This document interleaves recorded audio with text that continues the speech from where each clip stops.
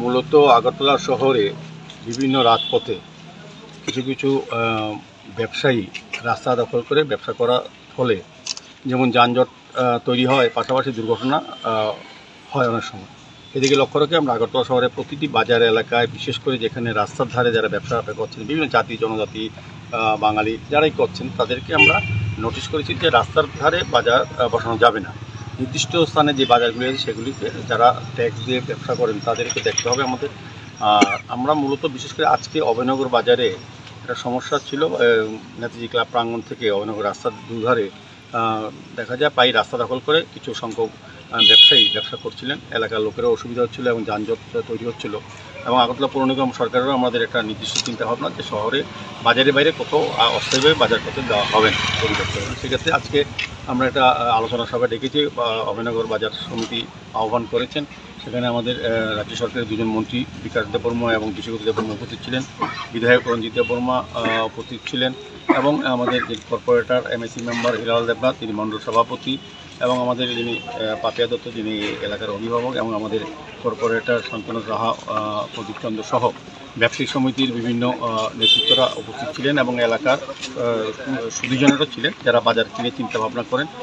এখানে আলোচনার সিদ্ধান্ত হয়েছে সরকারের তরফ থেকে, আগরতলা পৌর নিগম থেকে, শুধু অভয়নগর বাজার এই অভয়নগর রাস্তা না, আগরতলা শহরে যেখানে যত যারা ব্যবসা করছেন রাস্তা দখল করে তাদেরকে সরিয়ে দেওয়া হবে। তাদেরকে নির্দিষ্ট স্থানে পার্মানেন্টলি ব্যবস্থা করার চিন্তা করা হচ্ছে। যারা অভয়নগর এখানে জনজাতীয় অংশ বা বাঙালি যারা ব্যবসা করছেন তাদেরকে সার্ভে রিপোর্ট আছে, আমরা অভয়নগর বাজারে আধুনিকরণ করে বিজ্ঞানসম্মতভাবে তাদের বসার ব্যবস্থা করব, যাতে অভয়নগর বাজারটা চালু থাকে। এরকম লেকটুনি বাজার, বটতলা বাজার বা যেখানেই আমরা ড্রপ গেট, আমরা মিলন ওই জায়গাটা আমরা পরিষ্কার করেছি। শহরের সমস্ত বাজার, বিজয় কুমার সমিতির সৎসঙ্গে যে বাজারটা আছে এটা কিছুদিনের মধ্যে আমরা উঠিয়ে সরিয়ে দেবো। তাদেরকে নির্দিষ্ট বাজারে যাওয়ার জন্য বলা হবে। বাজার কমিটি রাজি আছেন, আমাদের সরকার, আমাদের মাননীয় মন্ত্রী বিকাশ দেববর্মা তারা সরকারিভাবে তারা অর্থ বরাদ্দ করবেন বলেছেন তাদের উন্নয়নের জন্য, বাজার ডেভেলপমেন্ট। আমাদের পৌর নিগম স্মার্ট সিটিও কাজ করছে, আমাদের সরকার, আমাদের মুখ্যমন্ত্রী ডক্টর মানিক শাহর নেতৃত্বের সরকার চাইছেন সার্বিক শহরের উন্নয়ন, এবং সেক্ষেত্রে আগরতলাকে যানজট মুক্ত করা, আগরতলাকে পরিচ্ছন্ন রাখা, সুন্দর রাখা, বাজারগুলি যাতে সংস্কার করে ক্রেতা বিক্রেতা উভয় যাতে নাগরিক পরিষেবা স্বাচ্ছন্দ্যে গ্রহণ করতে পারি সেই ব্যবস্থায় আমরা চেষ্টা করছি। তার অঙ্গ হিসেবে আজকের এই অভয়নগর বাজারের মিটিং খুব ফলপ্রসূ হয়েছে। এখানে মশার যিনি এমএলএ আছেন রঞ্জিত দেববর্মা বা বিষ্ণুদেবপুর যিনি মন্ত্রী আছেন, আমাদের রাজ্য সরকারের বিকাশ দেববর্মা, তারা সার্বিক সহযোগিতা আসে এবং স্পষ্টভাবে বলেছেন রাস্তার পারে জাতি জনজাতি বা বাঙালি কেউই রাস্তার পারে ব্যবসা করা যাবে না।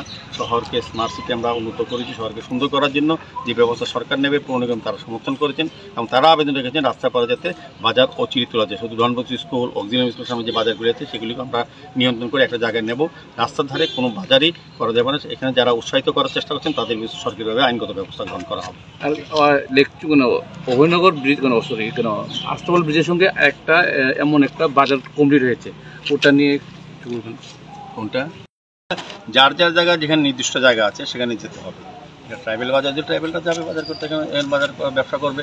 আর মেইনলি বাজারের মধ্যেই বাজার থাকতে হবে। অভয়নগর বাজারকে আমরা সুন্দর করে সাজাবো যাতে অভয়নগরে যারা স্থায়ীভাবে ব্যবসা করছেন, যারা সরকারি ট্যাক্স দিচ্ছেন তাদেরকে দেখতে হবে তারা এখানে সরকারি সমস্ত নিয়ম নীতি মেনে কাজ করছেন, আর অবৈধভাবে ওনারা ব্যবসা করছেন তাদের ব্যবসা ডিস্টার্ব হচ্ছে, এটা দেখা যাবে না। কাজেই আমরা বাজারের সামনে যেসব অস্থায়ী বাজার কোনো জায়গাতে হবে না, এটা পরিষ্কার হচ্ছে। আগামী 1 মাসের মধ্যে আগরতলা শহরের সমস্ত রাস্তা আমরা পরিষ্কার করে দেবো যে কোনো মূল্যে।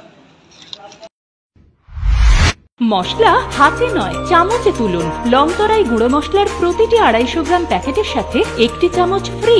লংতরাই গুঁড়ো মশলা, রান্নায় তোমাকে চাই।